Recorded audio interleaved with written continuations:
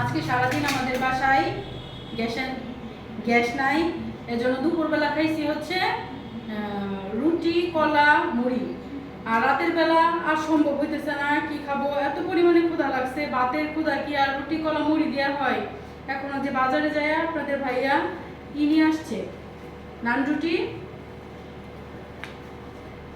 নিয়ে আসছে, আর হচ্ছে পুরা মুরগি নিয়ে আসছে। এটা দিয়ে হচ্ছে আমরা এখন রাতের খাবার খাবো, রাতের ডিনার করব। আসলে যত কিছু খাই, যত যাই কিছু করি না কেন, ভাতের মতো শান্তি আর কোনো কিছুতেই হয় না। আজকে আমাদের দিনটা গেল একদম ভাত ছাড়া। আজকে আমরা সারাদিন ভাত খাই নাই। রাতের বেলা আপনাদের ভাই বলছিল বাইরে ভাত খাবে, কিন্তু আমি বলছি যে না, ভাত খাবো না, তাহলে হচ্ছে নিয়ে আসো হালকা পাতলা, যেহেতু রাতে খাই আমরা, তাহলে হচ্ছে পোড়া মুরগি নিয়ে আসো আর হচ্ছে নান রুটি নিয়ে আসো, ওইটা খাবো। এই যে আমাদের পোড়া মুরগি আর নান রুটি নিয়ে আসছে, এটা দিয়ে হচ্ছে আমরা, রুটির পরিমাণটা অনেক বেশি হয়ে গেছে। বাসায় আবার কালিজিরা ভর্তা আছে, কালকে রাতে কালিজিরা ভর্তা করছিলাম। বলছি যে রুটিটা বেশি করে নিয়ে আসবা, আমরা যেহেতু রাতে দেরি করে ঘুমাই, তো বলছি যে রুটি দিয়ে কালিজিরা ভর্তা দিয়ে খাবো। একটু খাই দেখি কেমন লাগে।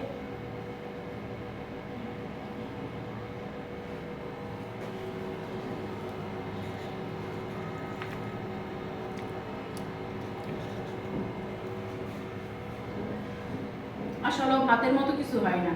কি যেন একটা কথা আছে,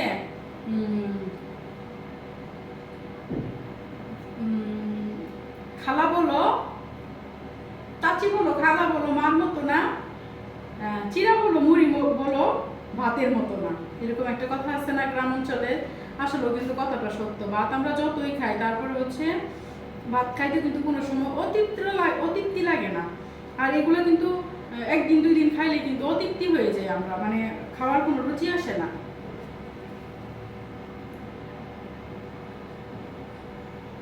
প্রচুর পরিমাণে ক্ষুধা লাগছে, কিন্তু এগুলো হয় অতৃপ্তি পেতেছি না, তৃপ্তি পাবো না।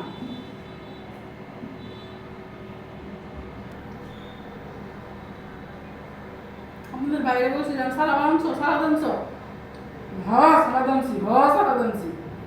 এখন তুলে দেখি সালাদ নেই।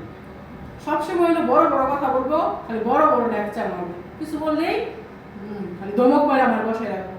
এখন হচ্ছে ভিডিওটা শেষ হলে তার যে একটা চেঁচা দিব আমি, যে তুমি যে বললা কি আনছো, শশা আনছো, শশা কই, ভিডিওটা শেষ করেই তার একটা চেঁচা দিব আমি। সিঁড়ি উঠতেছে, আমি বলছি যে শশা আনছো, হ্যাঁ শশা আনছি, আমার সাথে এরকম খারাপ ব্যবহারটা করবো। তাহলে শশা চালা নিয়ে আসছে, ভিডিওটা কাইটে এটার একটা চেঁচা দিব, কি ব্যাপার তুমি না বলছো শশা আনছো, শশা কই।